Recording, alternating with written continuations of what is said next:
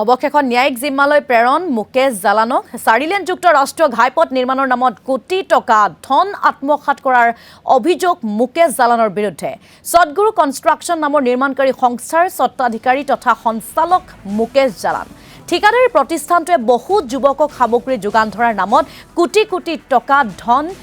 অনাদায় হৈ আহিছিল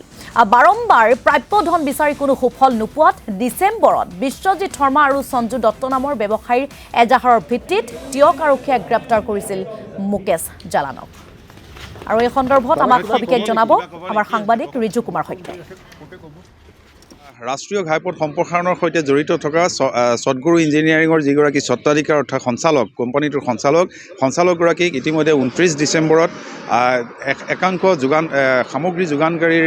এজাহাৰৰ ভিত্তিত টিয়ক আৰক্ষীয়ে গুৱাহাটীৰ এখন হোটেলত আত্মগোপন কৰি থকাৰ পৰা উদ্ধাৰ হোৱাৰ পাছত কালি তেওঁক গ্ৰেপ্তাৰ কৰাৰ পাছতে আদালতত হাজিৰ কৰিছিল আৰু আদালতৰ পৰা তেওঁ টিয়ক আৰক্ষীয়ে 4 দিনৰ জিম্মাত লৈছিল আৰু সেই জিম্মা কালি উকলিল আৰু ইতিমধ্যে মুকেশ জালানক ন্যায়িক জিম্মালৈ প্ৰেৰণ কৰিলে কিন্তু প্ৰেৰণ কৰাৰ পাছত আচলতে কেতবোৰ বিস্ফোৰক কথা ইতিমধ্যে প্ৰচাৰ হৈছে যে এইগৰাকী মুকেশ জালানক উদ্ধাৰ কৰিবৰ বাবে কেইগৰাকীমান চালফাই যিকেইগৰাকী এজাহাৰকাৰী আছিল যিকেইগৰাকী সামগ্ৰী যোগানকাৰীয়ে তেওঁলোকে এজাহাৰ দাখিল কৰিছিল এজাহাৰ দাখিল কৰা এই যুৱকেইজনক ভাবুকি প্ৰদান কৰিছে এজাহাৰ উঠাই ল'বৰ কাৰণে ভাবুকি প্ৰদান কৰিছে বিভিন্ন ধৰণৰ ভাবুকি প্ৰদান কৰিছিল চালফা কেইজনমানে আৰু ইতিমধ্যে এই কথা চৰ্চা হৈছে আৰু আৰক্ষীৰ জেৰাটো মুকেশ জালানে তেওঁক যি ধৰণে অপৰাধ কৰিলে যি ধৰণৰ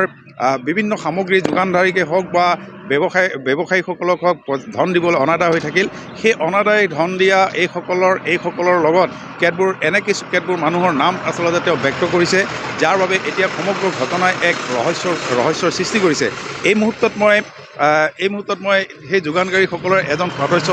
এজন যুৱক মোৰ সৈতে আছে আৰু এইজন যুৱককে আচলতে সেইসকল চালফাই ভাবুকি প্ৰদান কৰিছিল এজাহাৰ উদ্ধাৰ কৰিবৰ কাৰণে আৰু শেহতীয়াকৈ গম পোৱা গৈছে যে এইগৰাকী মুকেশ জালানে কেৱল এই অসমীয়া থলুৱাকে নহয় অসম ৰাজ্য চৰকাৰখনকো বিভিন্ন ধৰণে কৰ ফাঁকি দিছিল ৰয়েলিটিৰ নামত বনজ সম্পদ কঢ়িওৱাৰ যি ৰয়েলিটি সেই ৰয়েলিটি অনাদায় কৰে আছে আৰু বন বিভাগে ইতিমধ্যে মুকেশ জালানৰ বিৰুদ্ধে এজাহাৰ দাখিল কৰিছিল এইগৰাকী বিশ্বজিৎ শৰ্মা যিগৰাকী চালফা বুলি কৈ আপুনি মুকেশ জালানৰ সমৰ্থনত আপোনাক এজাহাৰ উদ্ধাৰ কৰিবৰ কাৰণে কৈছিল আপুনি এজাহাৰ দাখিল কৰি তেওঁলোকৰ বিৰুদ্ধে এজাহাৰ দাখিল কৰিছে কৰিছোঁ তেওঁলোকৰ প্ৰথম অৱস্থাত তেওঁলোকে আমাক মুকেশ জালানৰ হৈ মানে কাম কৰিব আহিছিলে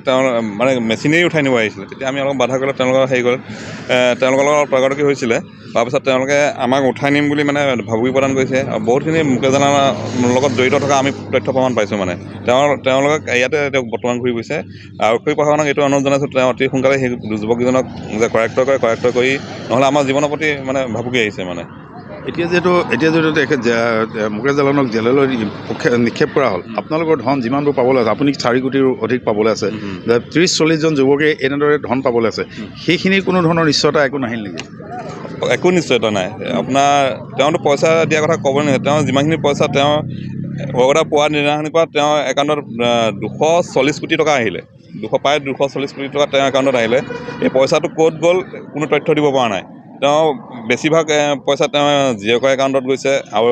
হৰ্ষিতা গলা বুলি এজন আছে তেওঁৰ একাউণ্টত গৈছে পইচাটো এই প্ৰজেক্টৰ পইচা গৈ মানে বেলেগ তেওঁ এটা গোৱালপাৰাত এটা ইথানলৰ প্ৰজেক্ট খুলি তাত ইনভেষ্ট কৰা বুলি আৰক্ষীয়ে মানে হেৰিত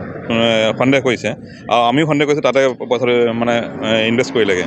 আৰু এইটো এটা এজন নহয় প্ৰায় 30-40 জন লগত এইটো ফ্ৰড কৰিছে এটা ডাঙৰ ইকনমিকেল ফ্ৰড সেইবাবে অৰ্থনৈতিক অপৰাধ অনুসন্ধান সংস্থাৰ জৰিয়তে এইটো যাতে এনকুৱাৰী কৰিলে এই কথাটো ওলাই পৰিব